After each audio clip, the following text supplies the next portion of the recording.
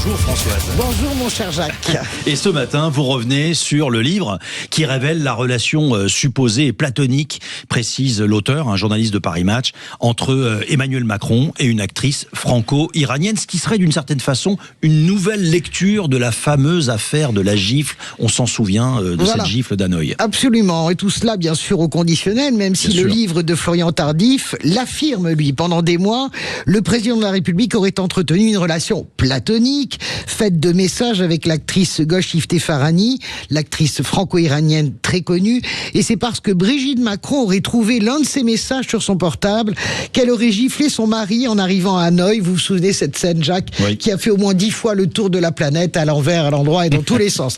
Et à ce stade, eh bien mon ami, je me pose plein de questions. Pourquoi ?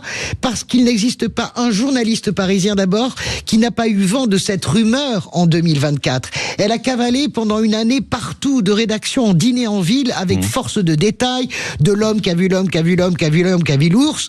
Et pourquoi personne n'en a fait de papier et a fortiori de livres ? Pourquoi ? Parce qu'en France, on ne fait pas de papier sur des gossips et sur des rumeurs. A-t-on lu des SMS du président ou de l'actrice ? A-t-on des photos des deux ensemble ? A-t-on vu Macron en scooter livrer des croissants à sa supposée nouvelle amoureuse ? Ça vous rappellera quelqu'un, bien sûr. Plus largement, est-ce suffisant, Jacques, quand on vous a dit, qu'on vous a dit, qu'on vous a dit, pour parler de sources solides ? Et la fameuse scène de l'avion, où le temps nous explique la relation de cause à effet. Qui était dans cet avion ? Et qui peut expliquer la raison ? Les officiers de sécurité du président ? Le personnel de bord ? Brigitte ou Emmanuel Macron eux-mêmes ? Qui est assez proche pour savoir qu'un SMS a été découvert par la première dame et qui a déclenché cette gifle ? Un conseiller du président, alors que jamais l'Élysée n'a été autant verrouillé, aussi étanche, avec un chef de l'État qui, contrairement à ses prédécesseurs, a mis un véritable cordon sanitaire entre lui et les journalistes. Donc pour vous, c'est clair, Françoise, cette affaire n'existe pas. Alors, je n'en sais rien, mais dans le doute, vous savez, Jacques, eh bien moi, je m'abstiens. Je ne sais pas si ça existe ou pas, et j'ai envie de vous dire, je m'en fous. Bien sûr, les histoires d'amour des présidents et des présidentes, on adore tout ça. Mais vous savez, il existe une tradition de la presse française, et c'est pas à vous que je vais l'apprendre, assez unique et contraire à la presse anglo-saxonne. Le journalisme s'arrête à la chambre à coucher, et on n'écrit pas en regardant par le trou de la serrure, et a fortiori, en se faisant raconter ce que les autres auraient peut-être vu. Par ailleurs, j'ai une pensée pour Brigitte Macron ce matin, qui aura absolument tout essuyé dans ce double quinquennat. Les insultes sur son physique, sur son âge, sur son genre même, et sa relation hors norme avec Emmanuel Macron, source de fantasmes et d'interrogations.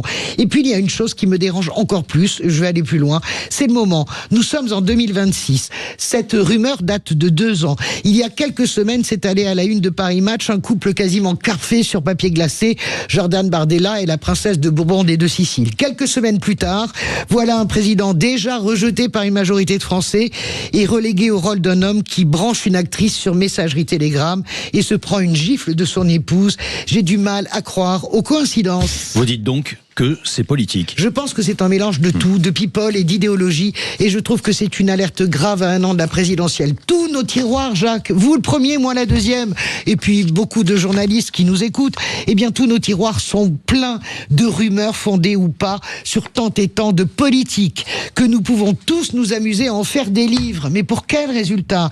Chacun sait que je suis en opposition totale avec Emmanuel Macron sur tant et tant de sujets, mais l'attaquer ainsi sans que nous insurgions, c'est accepter une dégradation du débat qui ne peut profiter qu'au pire. Merci infiniment Françoise Degois. Votre chronique est à retrouver sur sudradio.fr, et j'ajoute, même si vous l'avez dit également, mais je le redis, que l'Élysée a bien entendu réfuté ces informations qui sont parues hier. Tout à l'heure, ce sera l'invité de 8h15 sur Sud Radio, et cet invité, c'est Alexis Corbière. On reviendra peut-être d'ailleurs sur ce qu'il pense de ces informations qui viennent de sortir au sujet de l'affaire de la gifle de Brigitte Macron à Emmanuel Macron. On parlera de la sécurité dans les musées. Pourquoi ? Eh bien parce que il est rapporteur de la commission d'enquête sur la protection du patrimoine national et de la sécurisation des musées, après l'affaire du Louvre évidemment. On l'interrogera également sur l'audiovisuel public, autre commission d'enquête qui a beaucoup fait parler, de l'antivirus et de la question des masques, du carburant. Vous le voyez, les sujets ne manquent pas en cette matinée. Soyez les bienvenus. bienvenue. Il est 7h52 et c'est bientôt l'heure de l'actu. L'actu, eh bien, c'est peut-être la montée d'un club de foot, Rodez, 18e de Ligue 2, incroyable, qui va jouer les pré-barrages contre Saint-Étienne. C'est une des histoires incroyables de cette matinée. Rodez, c'est le seul club du top 5, figurez-vous, qui est invaincu en 2026. On se retrouve dans un instant.